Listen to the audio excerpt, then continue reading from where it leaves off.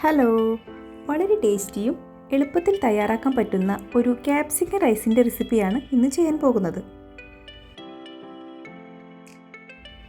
അതിനായി നമുക്ക് 1 കപ്പ് അരി എടുക്കാം. 1 കപ്പ് അരിക്ക് 2 കപ്പ് വെള്ളവും 1 ടീസ്പൂൺ നെയ്യും കുറച്ച് ഉപ്പുമിട്ട് അരി കുക്കറിൽ വേവിച്ചെടുക്കാം. അരി അധികം വേവ് കൂടാതിരിക്കാൻ ശ്രദ്ധിക്കണം.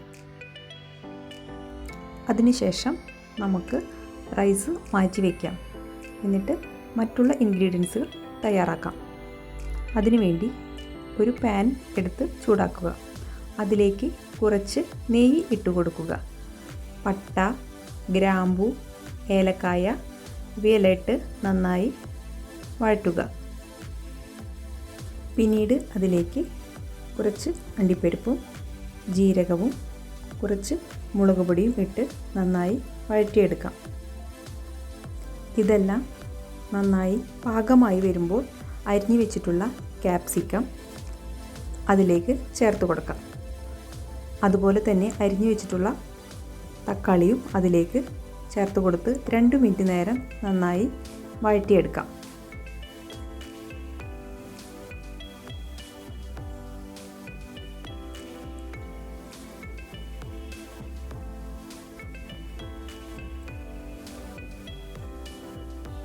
ഇനി ഇതിലേക്ക് ആവശ്യത്തിനുള്ള ഉപ്പും 1 ടീസ്പൂൺ ഗരം മസാലയും ചേർത്ത് നന്നായി ഇളക്കാം. അതിനുശേഷം നമ്മൾ വേവിച്ച് മാറ്റി വെച്ചിട്ടുള്ള ചോറ് കുറേശ്ശെയായി ചേർത്ത് കൊടുത്ത് നന്നായി ഇളക്കിയെടുക്കാം.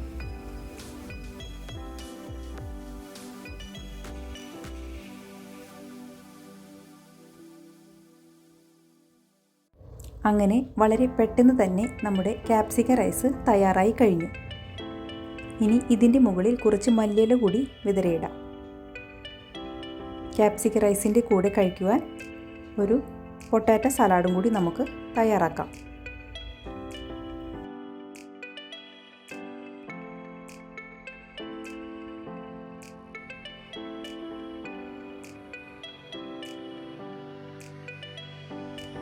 ഒരു പാത്രത്തിലേക്ക് വേവിച്ച ഉരുളക്കിഴങ്ങ് നന്നായി ഉടച്ചത് എടുക്കുക. അതിലേക്ക് പച്ചമുളക്, ജീരകപ്പൊടി, ചാറ്റ് മസാല, ആവശ്യത്തിന് ഉപ്പ് എന്നിവയെല്ലാം ഇട്ട് നന്നായി ഇളക്കണം.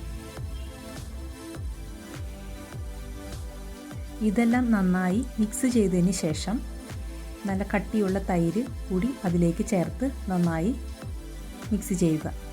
അങ്ങനെ നമ്മുടെ പൊട്ടാറ്റോ സലാഡും തയ്യാറായി കഴിഞ്ഞു.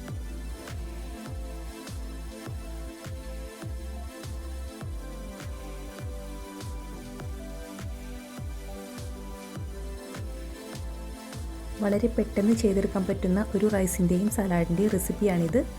എല്ലാവർക്കും ഇഷ്ടപ്പെടും. തീർച്ചയായും എല്ലാവരും ഒന്ന് ട്രൈ ചെയ്ത് നോക്കണേ.